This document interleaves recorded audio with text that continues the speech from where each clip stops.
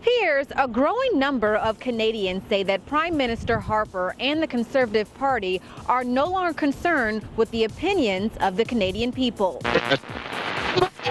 WikiLeaks announced on Monday the release of a library of approximately 1.7 million US diplomatic documents. The Queen's salary for the year ahead has been announced, and she's in a bit of luck, as she's been given a whopping £5 million pay rise. The United Nations lists China as one of the 13 countries most affected by water scarcity. And with that, we're back again. I'm Darren Howard. And I'm Robert Nisbet. It's so good to have you along here today because we're talking about the solutions and the problems right here at Radio Free Canada because we connect the dots. That we do. Today we're taking a look at a quick burst of news from around the world. Okay, so we're going to start off at home here. Yes, let's do one of our favorite things, point out the conservative nightmare because Harper is paying attention. This is Radio Free Canada.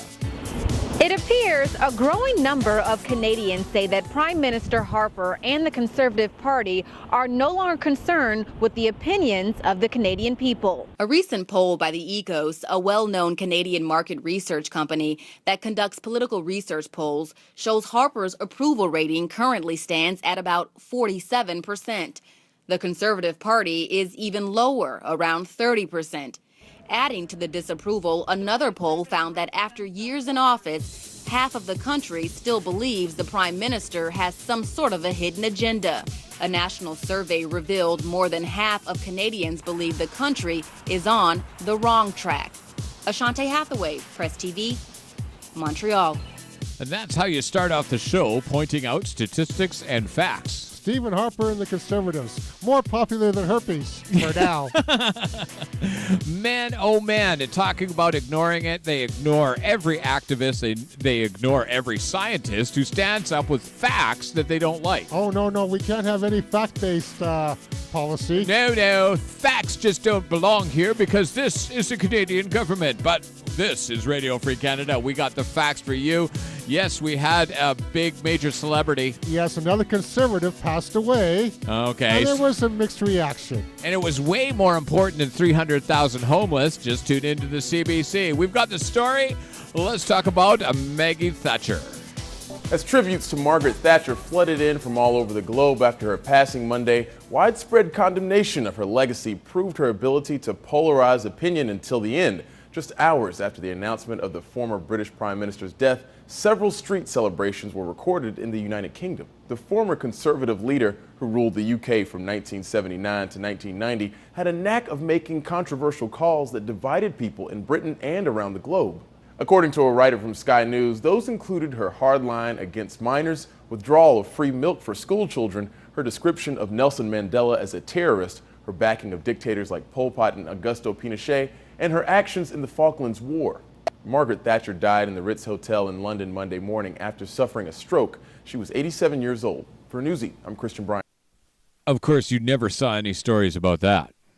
Not on the mainstream news. No, mainstream news was just there to make sure that they towed the company line, and I'm telling you, it's getting a little bit frustrating. And of course, our Conservative Prime Minister is flying to London to attend her state funeral. Well, no, it's a ceremonial funeral, so... It's kind of a waste of money. Exactly. I think it's a huge waste of money, but then again, they celebrate royalty over there. Okay, Kissinger, WikiLeaks, in the firing line right now. Let's run this. I mean, this is cool. WikiLeaks announced on Monday the release of a library of approximately 1.7 million US diplomatic documents from when Henry Kissinger was US Secretary of State during the 1970s. The so-called Kissinger cables are part of WikiLeaks' public library of US diplomacy, or +D project, a project which holds the world's largest searchable collection of United States confidential or formerly confidential diplomatic communications, according to the WikiLeaks website.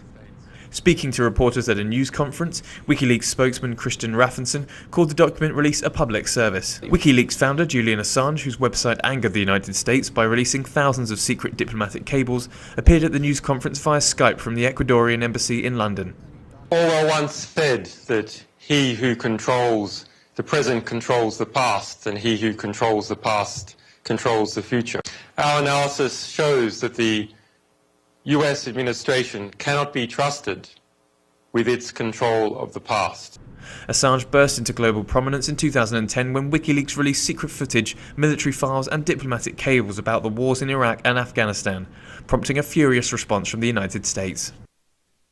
Of course, our statement says, dial 1-800-WHAM for somebody who really cares. Didn't they come across that statement by Kissinger, the illegal we do right away, the unconstitutional takes a little bit longer? And then, this is Kissinger. These are the guys who run the show right here. Okay, so from WikiLeaks, make sure you get informed about this and stay on top of it. Remember, activism is working. This is about bees. This is kind of a serious issue. And so, get informed. While there may be plenty of bees here, beekeepers are worried about what's called colony collapse disorder. Clemson Extension agent Ben Powell says research indicates the problem is getting worse. Some of the big commercial beekeepers in California have lost 50 to 60% of their hives. Powell says the cause is probably a combination of things. There are implications in pesticide use, there's implications in diseases that bees get, as well as other parasites. 1 out of every 3 bites of food we eat comes from crops pollinated by honeybees, Powell says. So he says people need to be very careful about pesticide use, especially on flowering plants. And you shouldn't just try to eliminate every bee you see on your property. They are probably there doing you a service, not a disservice. In Myrtle Beach, Joel Allen, WPDE, News Channel 15. So just remember, if we lost all the bees, the human race would last about 4 years. I wonder how much of that is that Monsanto was responsible for. I'm thinking what happens in a bee colony when they encounter GMO pollen is they put it off to one side, just like a sewage waste plant. Yeah. Okay, and that's, if you're not following Mother Nature. Let's take a look at Mother Nature in China. China's water is vanishing, and it's not just linked to evaporation. The country claimed to hold an estimated 50,000 rivers within its borders. Now, more than half of them have abruptly disappeared. The results from the first national water census were released March 28th. It was conducted by the Chinese Ministry of Water Resource. The study shows that since the 1990s, at least 1,000 rivers have been disappearing from China's landscape every year. Half of the rivers gone were over 60 square miles in volume. The United Nations lists China as one of the 13 countries most affected by water scarcity. Official Chinese data shows that waste has led to 40% of China's rivers being seriously polluted, causing over 24% of China's water supply to be deemed completely unusable. China has already implemented tougher regulations on usage and pollutants to try to combat the ever-growing water problem. However, it remains to be seen whether China can enforce regulations across an expansive and fast-growing population. For Newsy, I'm Zach Toombs. Multiple sources, a broader view. But there are solutions to this. Just watch the documentary Green Gold. Yeah. Okay. About reclaiming land from desertification. Right, and it can be done. We can save the planet. It's just a case that we have to fund the saving of the planet. What do you got here? Well, there has been some saber rattling from Asia, the North Korean situation. Yes, indeed. They're going to take a 386 computer in North Korea and take on the Americans. Yes. They're not suicidal, but, we got to cover it. Looking to counter North Korea's recent threats of nuclear attack, the U.S. is enlisting help from perhaps the only country Kim Jong-un is willing to listen to, China. President Obama phoned Chinese President Xi Jinping this week, saying if China wants a smaller U.S. presence in the region, it should help suppress its neighbor, North Korea. China could help the U.S. by following new economic sanctions on North Korea, decided on by the United Nations last month. As North Korea's only major ally, China is an unmistakably valuable trading partner for the Kim regime. U.S. Secretary of State John Kerry will speak to Chinese leaders about the issue in person next week. He's set to visit Beijing as part of a wider Asian tour that will also take him to South Korea. Obama himself isn't scheduled to meet with China's newly chosen President Xi until September. For Newsy, I'm Zach Toombs. Multiple sources, a broader view. So, of course, they need somebody to start getting diplomacy going. Well, maybe they should just give them some pandas. $10 million a shot. Remember, of course, there's 1 in 5 children going hungry, but that's apparently not important. We do have, I want to skip ahead just for a second. I want to talk about the miracle drug of miracle drugs that cures cancer. It's amazing. Okay, let's do this. Potential major breakthrough in the war against cancer. Stanford University researchers have found a so-called miracle drug that has killed every kind of cancer tumor that it's come in contact with. The treatment, an antibody, convinces the immune system to destroy the cancer cells. So far, it has only been tested in mice. Dr. Mark Siegel is here this morning. I want to first get your reaction to that story. Researchers at Stanford coming up with this super drug. What do you make of it? It's very exciting. All cells make this hormone that protects them from other cells. Cancer cells make a lot more of it, but we've figured out a way to identify those cells so that they get destroyed. The key to curing cancer is for the body to know that cancer is an invader. And that's what's happening with this drug. And it seems to work for all kinds of cancers so far in mice. Very exciting. Wow, huge news if that turns out to be true. Of course, we ran a story that said that there was a cheap cure for cancer last year. Last year, yes. But this one, of course, there's funding behind. It's being put out by Stanford University. And it actually looks like it might go somewhere. But, of course, there'll probably be a profit in it. Of course there will, because, that's what it's about. You can't save people's lives. You have to make profit. Big Pharma, grow up. Okay, so... well, we have to talk about the monarchy. Yes, we must make fun of people born rich thinking they're cool just because they were born rich. The Queen's salary for the year ahead has been announced, and she's in a bit of luck, as she's been given a whopping £5 million pay rise. She'll receive £36.1 million from the taxpayer, up from £31 million last year. Staunch critics of the monarchy are outraged at the move. It's inappropriate to be giving the monarch a pay rise when you're cutting benefits to millions of people, disabled people, unemployed people, by many, many millions. They should be cutting palaces, not expanding them and paying for extra services.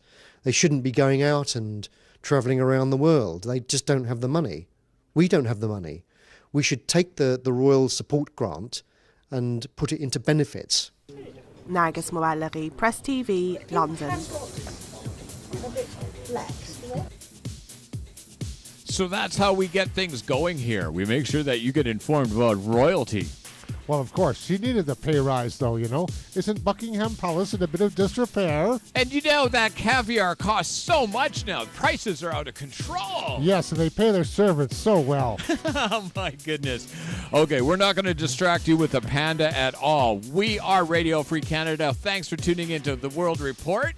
Man, coming up next week. Oh, who knows? Well, there's always something out there, though, that you'll be interested in. We've got about 30 stories we're going to pack into next week. I'm Darren Howard. And I'm Robert Nisbet. Thanks for joining us at Radio Free Canada. So cool to have you along.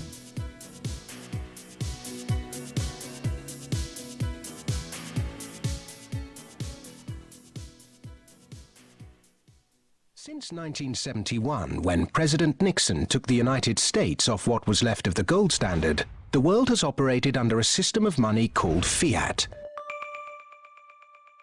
The dollar, the pound, the euro are all government fiat currencies. Fiat is a Latin word meaning let it be so. It is the law that this government currency be money. Indeed, without that legal enforcement, and the fact that we must pay taxes in this money, that dollar bill or that computer digit that represents a dollar would be pretty much meaningless. Only the government has the power to issue fiat money, but banks can create it through lending. If somebody wants to borrow $10, a bank can create it from nowhere and lend it. It can then charge interest. Banks also create money by lending against an asset, such as a house.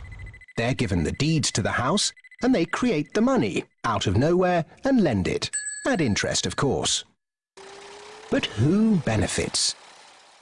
Of course, those that have the power to issue money, governments and banks. They haven't had to do anything productive, they just create money.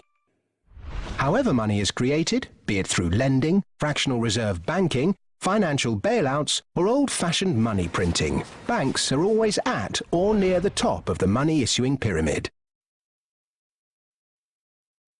In reality, this process of creating money only redistributes wealth from the bottom to the top of the pyramid. And thus that ever-increasing gulf between rich and poor gets bigger and bigger and bigger. The Conservative government stopped debate on Bill C-474 without hearing the whole story. The GMOs are bad for you. Genetically modified organics are threatening the food system in Canada, and Bill C-474 could protect you. In December of 2010, our government is voting on Bill C-474. It's a real chance for our future. Please read about it, then join us.